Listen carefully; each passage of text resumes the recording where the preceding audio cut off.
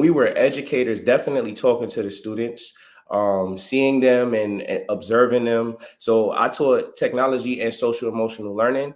So with so crazy how those were together, but yeah, that was what it was. And when you're doing something like social emotional learning, you get to learn more about these kids' backgrounds, just how they are. Now I can pull from my own personal experiences because I was a kid or I was younger, but it might be outdated compared to what's going on now. So just learning and listening to the kids, giving them, hey, what do you think about this? How you feel about that? And just taking those little bits and pieces and obviously collaborating with each other on what we both grasp and then saying, okay, this is what it's going to be and this is how it should work. Gotcha. Okay, now there's another question that just popped in from YouTube. How does your personal lives tie into the book? And you've kind of touched on that a little bit, but if you can talk about that just a little bit more pointedly. Yeah, our personal lives.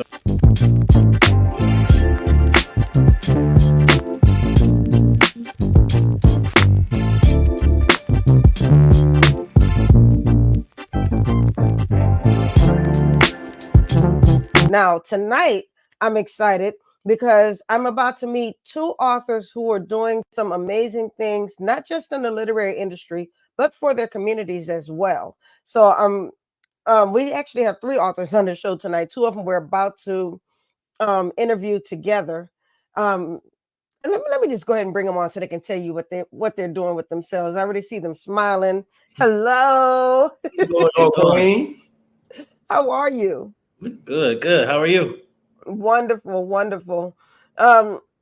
These are normally I am working from home, but this week I'm working in the office. So I literally walked into the door, set up the lights because I took my whole light set down and took it to Houston with me.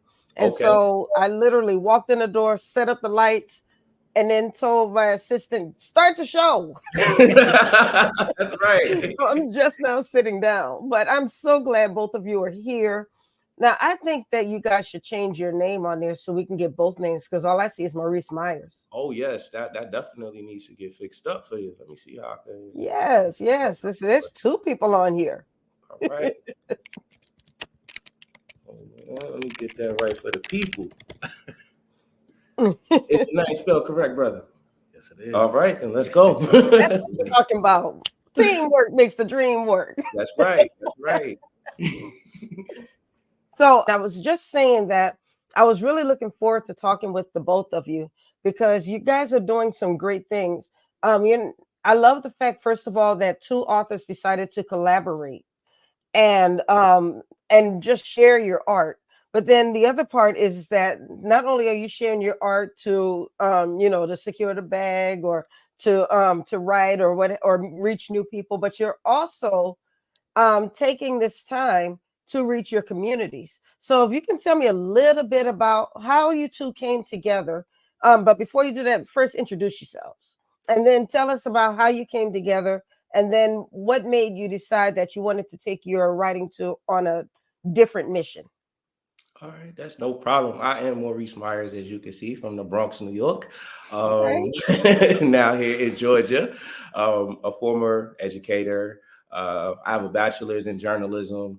I've written two books, one with him that we wrote together, Finders Keepers, The Age of Apophis, and a poetry book called The Experiment. And my name is Kajuan Smith. Graduated from the Lincoln University. That's right. Got a bachelor's in sociology and psychology. I'm also a former educator. We taught at the same school. And from Newcastle, Delaware, born and raised. It's so interesting. I've been meeting people. I met somebody this weekend who went to Lincoln University. There's been like a boom or something going on. Yep. First HBCU ever. Yes. That is awesome. I love that. And I love the way I'm seeing so many of you representing your school and just keeping it on the map. I think that's beautiful. That's actually where we met. We were friends there and just doing the regular run-of-the-mill college student stuff. After that, once we both graduated, me, him, and his wife, we actually were roommates. That's where we were teaching at the same school. So He and I were both educators. I was in technology, and you was social studies, right, brother? Mm-hmm. All right. So if we took it from there, and that's really where we started the Eyeconic business, where we started implementing the mental health. We had a mentorship program. We have a mentorship program, but it started there, Okay. teaching. And from there, different arts, that's what we've always been into: music, writing, those things of those nature. But becoming an author, like co-authors together, that is where that all was birthed. Mm-hmm. Wonderful, wonderful. So tell me how that happened and why you chose the genre that you chose to write in. I think that we chose the fantasy realm. It was giving us a good place to escape to, honestly. Both growing up, we both liked similar cartoons. I can't necessarily classify myself as an anime type of guy. I'm not Right. I'm not that deep into it. I do love certain cartoons. I do love certain animes, but I do know that there's a whole world. I don't even want to disrespect any of them by trying to claim I'm there, but I do appreciate the art of it. And I always felt like, or we both felt like, we need more Black representation in that realm, in that space as well. And then we were blessed enough to have good friends who are good at, who very, very talented in art, help design our covers, help design our characters. Nice. My man David Wilkinson, and just collabing together and being able to create something that we were proud of, and then also allowed us to be as creative as we wanted to be. With it being fantasy, we can blend magic, we can have lore, we can play on certain conspiracies that we like in America and just Right. different parts all around the world. So it just gave us a place to take a break from the regular 9 to 5 to be able to create something that we will also be able to pull the kids in on as well, since we were educators.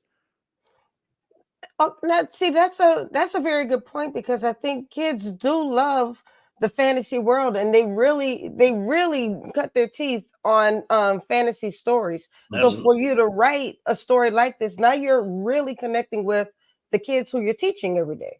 Absolutely. Right. I think that was a big part of it because, like I said, we were roommates at the time. So most of the time we working together and we live in the same house. So we're doing everything together half the time. So when Right. we're talking about these ideas, it was very simple to go back and forth and say, hey, let's try this. Hey, let's try this. And the idea didn't start as a book. Okay. Realistically, it was just an idea. Like, Mm-hmm. hey, let's try this. Let's do a comic book. Let's do, like, it was all in the air on what it was going to be. And the most tangible thing that we could actually come up with was actually a book. Like, well, we have all these stories. We've been building it since 2016. Let's do something with it. And from there, that is where we got our book, Finders Keepers, The Age of Apophis. So you were already kind of putting together stories before you started collaborating. Yeah, it Yes. grew from a small idea to something bigger that was too big to be a comic book. Then it was like a graphic novel at one point, and then it got a little bit too big for that. So then it was like, how can we dare? We're daring ourselves to become authors in a novel space. And growing up, that wasn't on the to-do list for me. I appreciated people who were authors, but never could even conceptualize what it would be like to make my own book. And then having somebody to kind of bounce those ideas off of and bring that idea to life and push those ideas forward. That was like what brought the small idea of maybe a comic book, a couple of frames, into something that could last a lifetime. Wonderful. So do you have a copy of your book with you? At the moment, yes. I was about to This say. I was today. about to say if you didn't have, I was about to jump through the screen on you. Okay, that's right. Matter of fact, grab your version. I think you have the hardcover. That's much better. This is it right here. Beautiful. I mean, and you said that you had another college friend who was who did your graphics for you, correct? Yeah, Yes. he helped design our characters. He helped like conceptualize them. When we first started trying to build our own characters, we were using like free generators we could find online because none of us can really draw that well.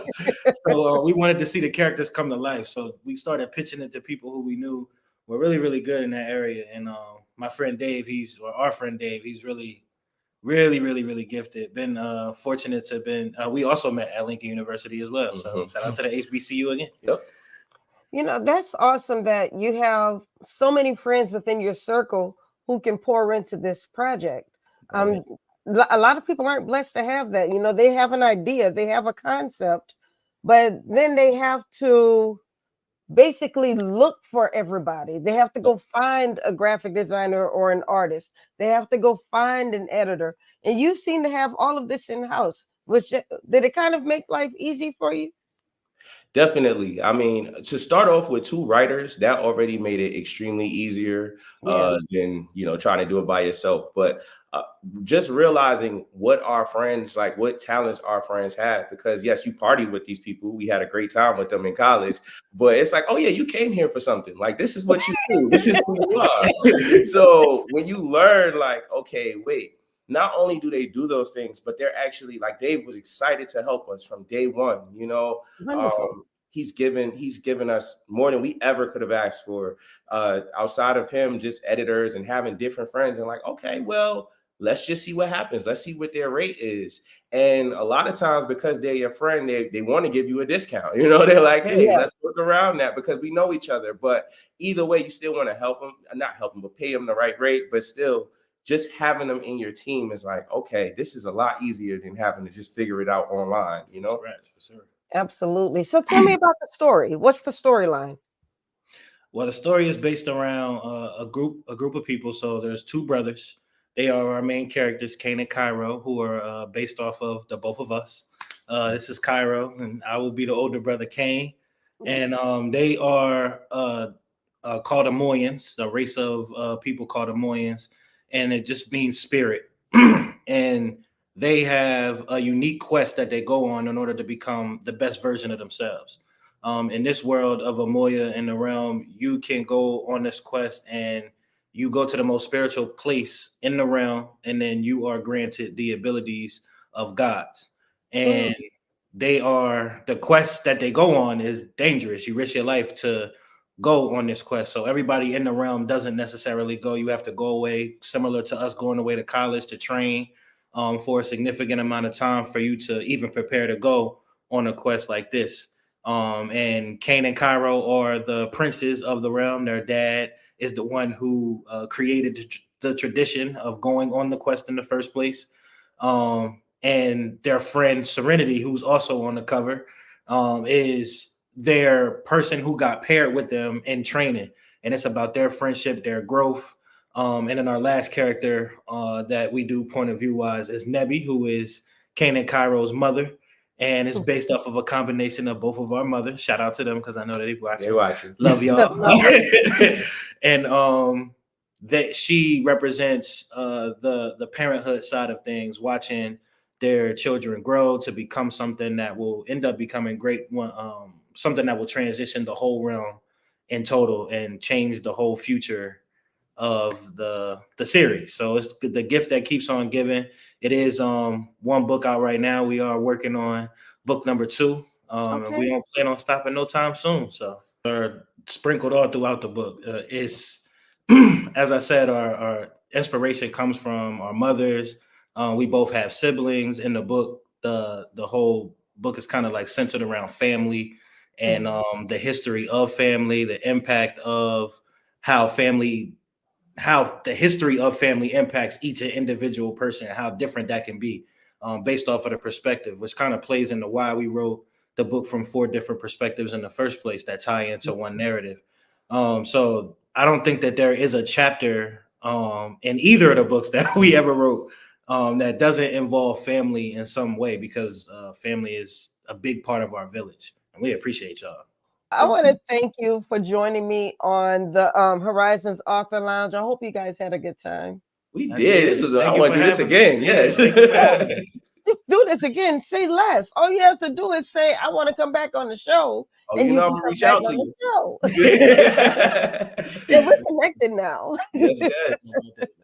Nope. Well, once again, thank you so much for everything. Thank you for trusting me to help to promote your projects. Thank you for being on the show, and thank you for what you're doing in the community. Like I said, keep us updated. We really want to see everything that you're doing, and any way that Meet the World Image Solutions can support, you just say the word. Thank you so much, Queen. Thank you. Appreciate Thank you. you. Truly. You guys have a wonderful evening. You too. Thank you. Bye-bye. Bye-bye. Hope you guys had an amazing time. Thank you so much for continuing to support the show. We are continuing to grow on YouTube. We are trying to make it to 1,000 subscribers. So if you have not subscribed to us on the Meet the World Image Solutions YouTube page, what are you waiting for? Go ahead and do that and support us, and we'll continue to bring you quality content.